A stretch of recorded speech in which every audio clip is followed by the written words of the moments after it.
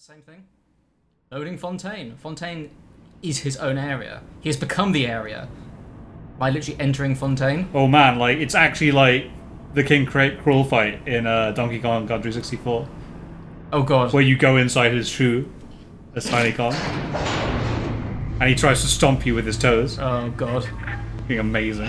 Or it's gonna be like the Salazar fight in Resident Evil 4, where Salazar becomes the arena. No more than two. You were my ace in the hole, but you were also the closest thing I ever had to a son. And that's why this hurts. Betrayal, kid. Life ain't strictly business.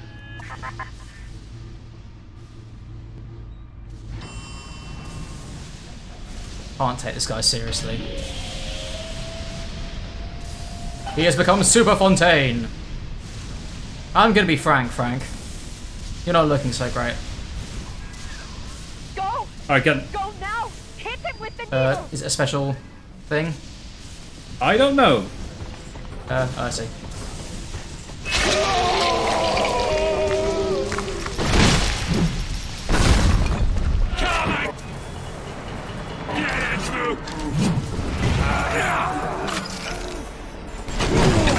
Hey, he's got a little tyranty on me. He's like kind of tired, but he like moves pretty quickly.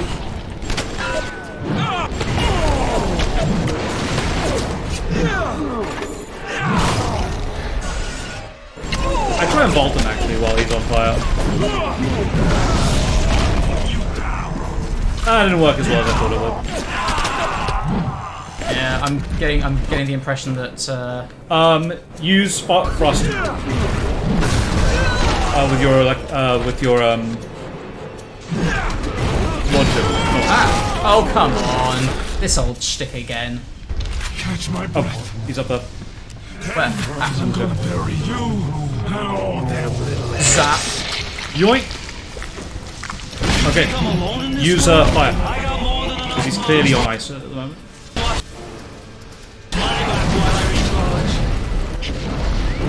I see. Oh come on.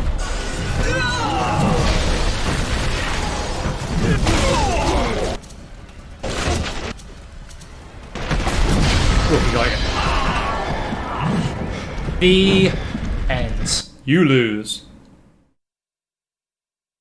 Well, this is new.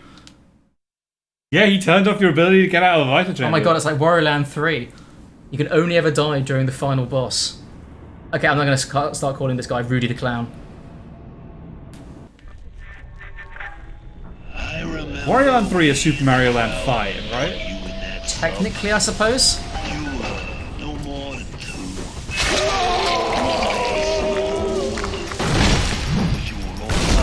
Yes, So you're telling me I actually have to think carefully about my... So, electric. You use your gel launcher because you've got frost there. Yeah, that's...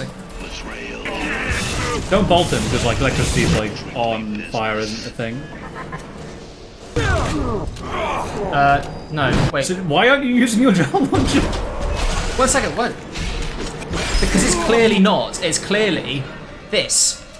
I mean, that is a rocket launcher, yes. See, that is doing it.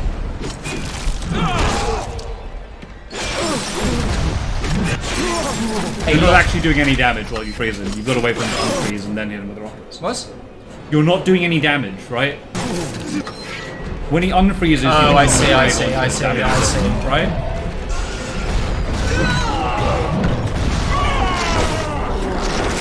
I paid good money for you. This is what I get. It's all about money.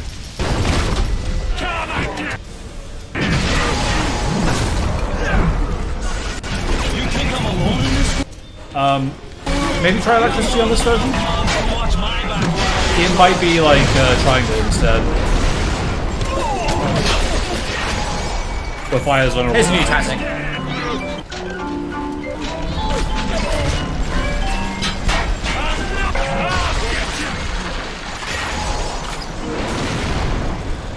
Come on then, come on! Come on!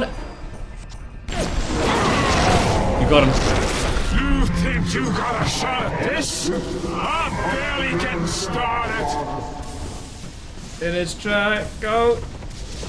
Come here. Wow, Frank, you're not looking so hot now. Electricity. It doesn't work. Come back.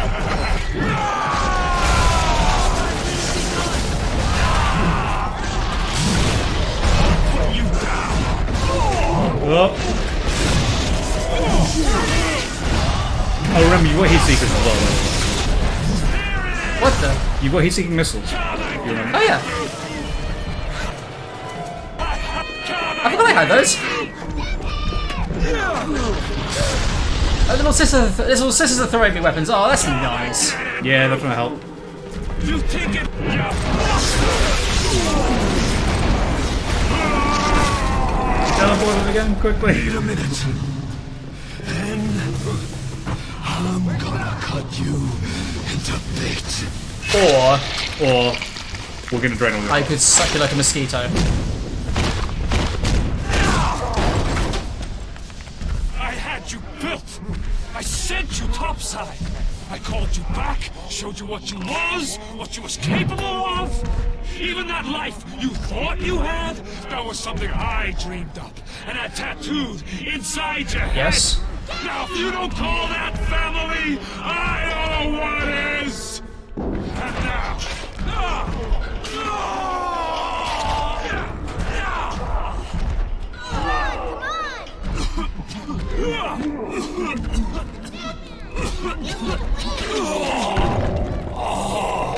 Stab him.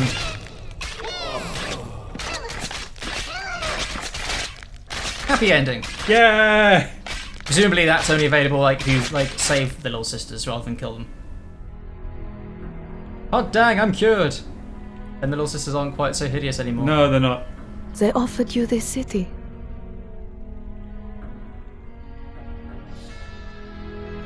Am I? Wait a minute. Oh. And you refused. Oh wait. So am I not And what did you a do big daddy instead? anymore? No. Got out of your costume. I see. What I've come to expect of you. You saved them. You gave them the one thing that was stolen from them. A slug-free life. A chance. A chance to learn. To find love. To live. And in the end, what was your reward? You never said. But I think I know. A family. Wait, is that it? There's no double cross. There's no double cross. No, she was straight up the entire time.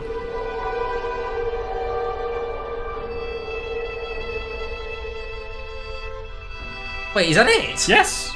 So, what about the whole other like 2 areas on the Rapture Metro? They There just left weren't empty. any 2 other areas in the Rapture Metro. You just imagined there were. But there are 8 slots. There are 8 slots, but there are only 6 places on the map.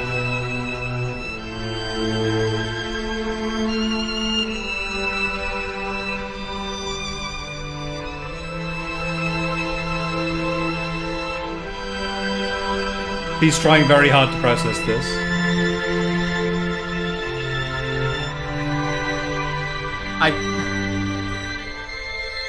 I don't know. I was just kind of slightly expecting something a bit more than that. Yeah, so this is one of the things. The ending of Bioshock is... Pants. Yeah, it's pretty anticlimactic, right? That's Fontaine really, just really gets really anticlimactic. hopped up on super drugs and Yeah. you kick him down. And so there's no like, how do we get out of Rapture? No. Whatever happened to Rapture? No. How do we deal with the fact that it's got like all this like incredible like technology? Nope.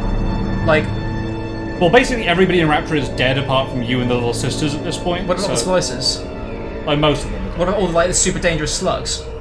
The slugs themselves aren't super dangerous. Yeah, They're but just like, slugs they, that yeah, but they could obviously- be reused. Like Tenenbaum is clearly alive, and she Yes. could potentially do like really sort of like crazy stuff. I know, but like she's legit now. I mean, I'm sorry, this is almost giving me like, I haven't seen an ending this abrupt since The Curse of Monkey Island. Like this is like seriously like this. I mean, generally, I like my endings to be longer than about 40 seconds.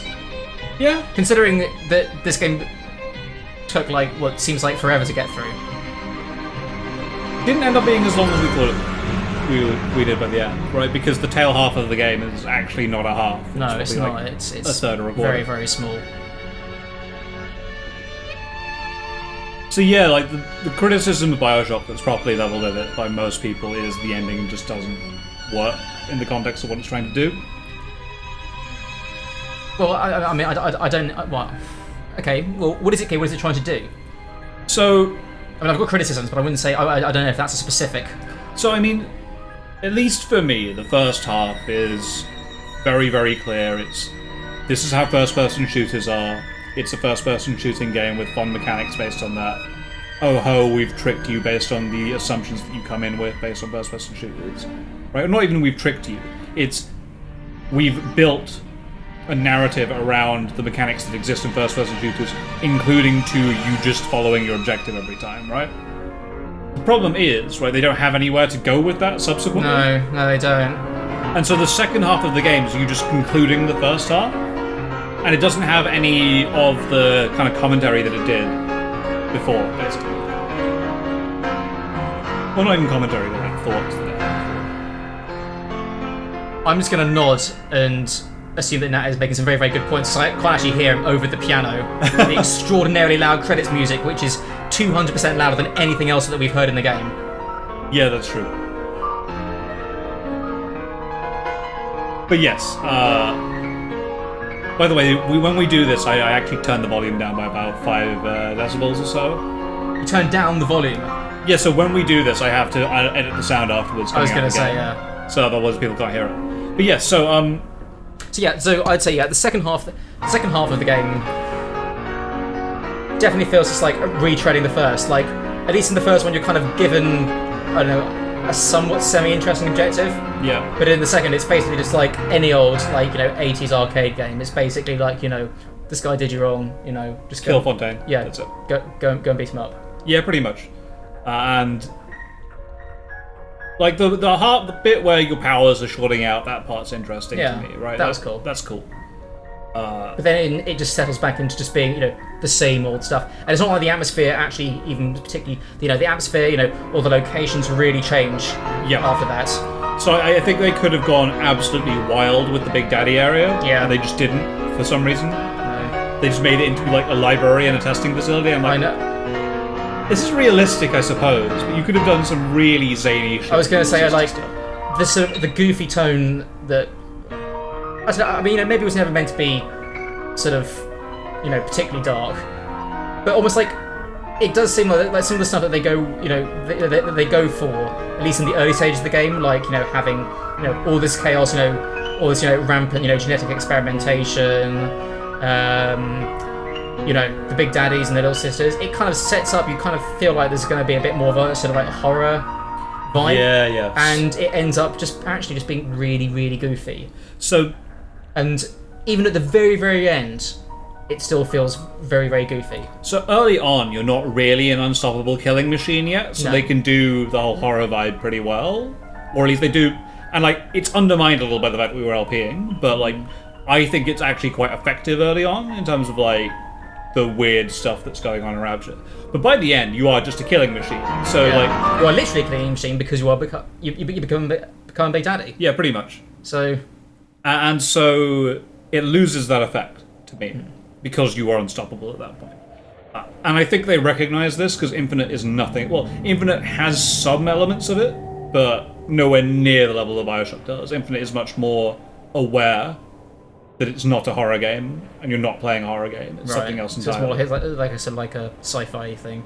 Yeah, pretty much. So Infinite is much more like, we are now aware that this is an action game rather than a horror game, so we're going to play to that. It'll have some horror elements in the same way that many action games will have some horror elements to them, but I feel like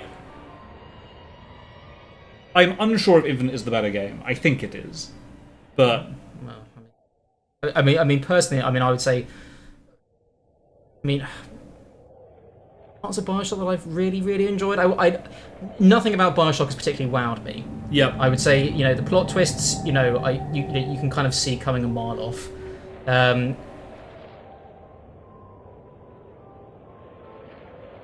One could possibly make the case that Andrew Ryan is a more interesting villain simply because at least he has some kind of depth and because, he's, I don't know, trying to make some kind of sort of, bullshit,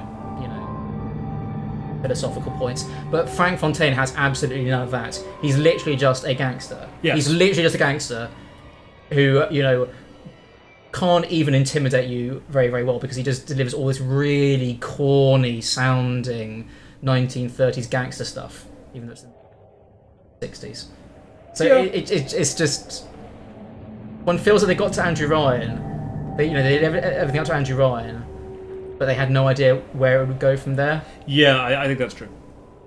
I broadly think that that's the case, that they just didn't know what to do afterwards. This is kind of weird actually because it's actually kind of my experience with, fun enough, with Bloodborne, which I finished earlier this week. Oh, really? In which the first half of the game is frustrating. Yep. Very frustrating at times, yet compelling. And you feel like, oh, I'm seeing a lot of new stuff here, and actually this is really, really well. The level design actually is is pretty cool. You get about halfway through the game to a place where basically it's like a sort of Resident Evil 4-y sort of open world, sort of I say not open world, but like an open area, woods, people with snakes bursting out of their heads, all that kind of stuff. It's very Resident Evil 4. And after that, it feels quite, I don't know. My enthusiasm just completely withered away after that because it just feels very underwhelming. Like it doesn't really go anywhere from that. Nothing gets really sort of developed. It feels actually very video gamey, and everything in the latter half of Bioshock feels very video gamey. You've got the health meters of the little sisters. You've got everything. You've got all of your objectives. Glow even more obviously. Yep. So the question then is, did Bioshock hold up? And from what you're telling me, I don't think it... Well, I think the criticisms that you've leveled are ones that occurred when the game released as well. But I also it's not think... just a question of sort of me having played better stuff since then. Actually, when I said that, it's not like I've played a huge amount of shooters since then. No, so I think that you accurately pointed out the things that were pointed out at the time. But I also think that the top half of the game probably was more underwhelming because of the familiarity that we have now with certain tropes. And also, potentially, I think the LP affects it as well, because you have more time to think about what's going on. Do you mean in terms of what? Do you mean in terms of optimizing gameplay, or do you mean just pointing out sort of the narrative? In terms of just internalizing what's going on with the narrative more easily, I think that the weeks in between playing this allowed you to better internalize what was going on with the narrative than I think otherwise would have happened. Well, I did try not to think about it too much because I was aware that that was true. an issue with some of our previous LPs. In which case, I thought about it too much, and actually, that's not really a... No, but that's part of the fun of our Let's Players, right? We have to admit, and one of the coolest things I think about what we do is that Let's Playing a game affects the way that you perceive that game differently from not doing it from a different format. I can see that, especially I suppose if the two people have differing mindsets on it, because you've got two halves of the brain, two perspectives looking at stuff. Personally, I would say if I were trying to really get myself immersed in the atmosphere, it would have done much for me. Because good Lord knows that's what I tried to do with Bloodborne. Play late at night, windows open, all spooky and cold, and and actually, in the end, I think my efficient, optimized, attitude towards video games conditioned by, years of playing. Over 2 decades of games, basically just led me to see things in terms of, objectives, points, what is the quickest, most efficient route, to do that. Yep. And everything became seen in terms of, a landscape, with gameplay mechanics. So Bioshock doesn't even hide the bloody arrow. No, it doesn't. Which is one of the most infuriating things. But then you almost end up getting sort of irritated when it does actually go, which I found myself hating myself for. It's just a very helpful arrow to have around. I know, but actually, I was thinking about this in the week since our last recording session. And actually I was thinking, wait, why do I find the arrow so, helpful, and why do I miss it so much when it goes away? Oh, wait a minute, it's because all the areas look the goddamn same. Yes. Exactly. So this is something so maybe Bioshock is something that would have worked better as a much smaller, much tighter experience. Yeah, perhaps. Or it could have. I mean, it just doesn't hold up as a kind of how long? Maybe 8-10 hour experience. And I think that far more enemy variety would have been nice as well. So a lot of the stuff with the plasmids, for example, is stuff that we didn't use that much. Because of the efficacy of Bolt Wrench and the efficacy of the machine gun compared to basically everything else, right? And I think that that's where a lot of the fun for people came when they were playing it as a contemporary game, right? The plasmids were very, very new in terms of what they could do, yeah, and how they interacted with the environment overall, right? So I think there's kind an of element physics-based. Yeah. So I think there's an element to it where the shooting is not very new now and was very, very new then. Because now we have 1,000 games with like different weird powers that allow you to do a bunch of crazy things in the game, right? Yeah. And that's part of the course. Like Call of Duty freaking does it with air dashes in some of their games. Air dashes? Call of Duty Advanced Warfare had air dashing, which was great fun at the time. Bloody hell. So, yeah, I think broadly speaking that from my interpretation of T's experience, you can play Bioshock, just understand that like the high esteem it's held in is driven by contemporary, driven by opinions at the time rather than what would be the contemporary experience now. I mean, I suppose I'm glad I played it, as opposed to playing something else, simply because I think not having played it, I'd have always been wondering, what it was, and being, had I ever missed out on something. So I would still really like you to play Infinite at some point, because I think that it's a very different game, but it's very, very interesting. Is it made by the same people who did Bioshock? It's made by the same people who did Bioshock. But it shows a much greater... So the weapon design, the way the weapons work is completely different. The tone is completely different to Bioshock. So it's not quite as goofy. No, so it kind of leans into it, right? It goes... Because this isn't a horror story, we know it's not going to work as one. So this is going to be like a good adventure that you can go on, right? And I'm interested, right? Because the game is either loved or absolutely reviled, and I really, really... There's nothing in between for Bioshock Infinite. I'm sure I could manage tempered indifference. But that won't be our next LP, for sure. The next one is either going to be me doing Metroid Fusion, right? Or it's going to be... Short but sweet. But that's probably going to be the next one, because apparently it's quite short, and we can do that.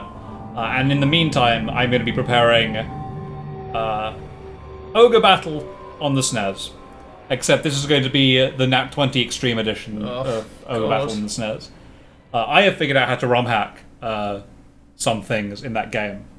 And so what I can do in... So Ogre Battle, for those who don't know, is a tactics game with lots of different individual units. It's very, very difficult to describe quickly, but what I would say is it's a combination between RTS and auto chess. And each of the individual units has names, and they come up with you, like, kind of Fire Emblem style, and they level up, all that kind of stuff as well. I have figured out how to rename all the units in the game, so I will be able to name it after goons, and after people watching this LP in general. That personal touch, I like it. I like it. And I'm also patching the game as well myself, so because there are some very, very dominant strategies in the in the original game. And I think it will be more fun to have more viable units to play with. Oh, God. So we're not going to be able to cheese things. No, we won't. I mean, I hope you realise that I absolutely suck at these kinds of strategy games. Yeah, but I'm good at them, so it's fine. Oh, great. So basically, your overall strategy will be do not listen to anything that T has to offer. It will be explain my logic and thoughts about how maps should work, maybe. Then I'll be like, but do the cool thing. Yes. I'll probably do the stylish thing. I'll do the stylish thing. The Dan Hibiki strategy. But we will see. We'll probably put that to a vote. But for now, I think that's pretty much it. I'm left wondering now that I look at, title screen. This was clearly a game that was trying to make a point, and I still feel like no point's been successfully articulated. I agree. I don't think... Like, what is it about? I don't think it knows. I don't think the game knows what it's about. I think the game has a core idea that it goes for. And a core set of... it has a clear idea of what it wants to talk about in terms of what player choice is, but it has no conclusion about what that means. Like a drunk guy at a party, desperately trying to... something. Perhaps, yes. Bioshock is that drunk guy in the corner who passes out at 11:30. He says something interesting to begin with, but after another couple of pints, nothing makes sense anymore. After a couple of Smirnoff Ices. You call him a cab. Gets out halfway. Never seen again. Probably took a bicycle home. Small article in tomorrow's newspaper. Oh, and on that God. cheery note. Thank you very much for watching, everybody. We will probably not have a break this time between LPs, because I imagine I can set up Fusion pretty quickly, and I can set up the other one pretty quickly as well. So we will see you all in a short time. Thank you very much for watching, and yes, we will catch you all then. Grazie mille.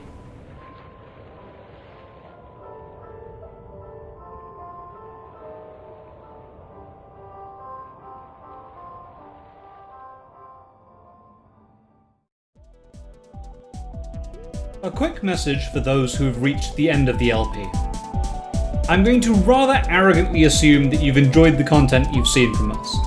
If you have, we would greatly appreciate your support for the channel through the usual YouTube means of liking and subscribing, but potentially also through our Patreon.